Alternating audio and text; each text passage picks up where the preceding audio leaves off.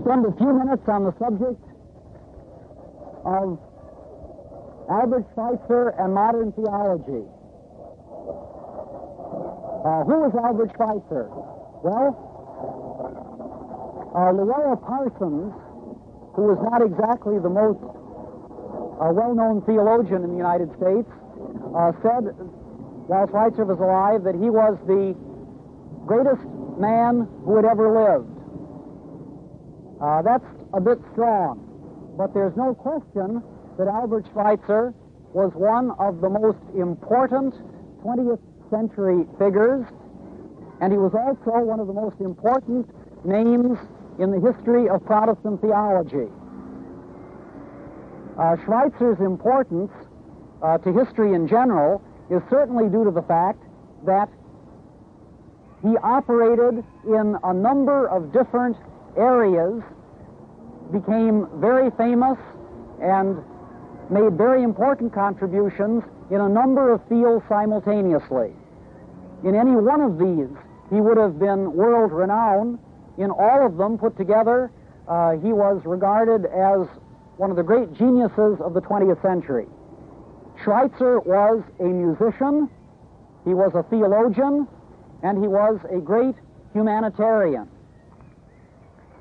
He was considered in music to be the greatest expositor of Johann Sebastian Bach in the 20th century. He became known as a student of Bach before he was known in any other field. He played Bach in the great churches and concert halls throughout the world. He played Bach on the greatest organs available for expressing the music of Bach. And he wrote a 2-volume biography of Bach, which is still considered a standard. When later on he was in Africa and didn't have an organ, he played Bach on piano since he felt that the music of Bach was vital to his own spiritual experience, and he couldn't leave that aside. Schweitzer was also known as a theologian for his book, The Quest of the Historical Jesus. The Quest of the Historical Jesus. And we'll talk about that book in a little bit.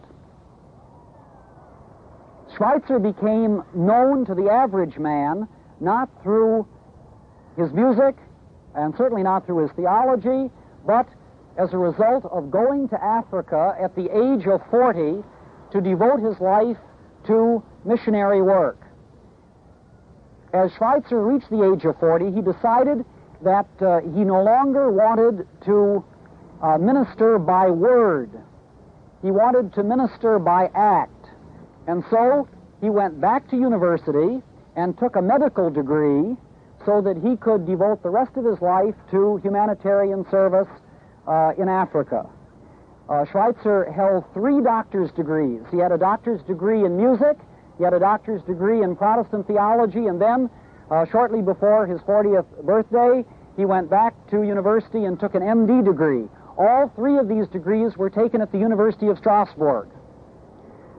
My daughter, Lisa, my oldest daughter, has applied to enter the University of Strasbourg Medical School in the fall, and I'm not the least sorry that she will obtain a degree from the medical school associated with Albert Schweitzer.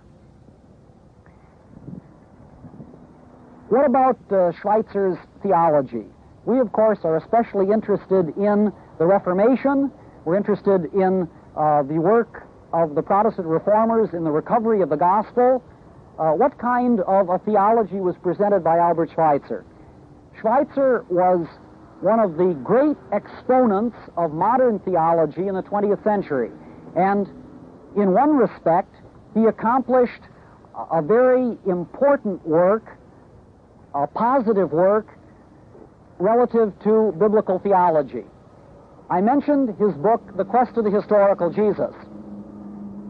If you go back to the 19th century, you find that religious liberals were producing books that might as well have been titled The Life and Times of Jesus.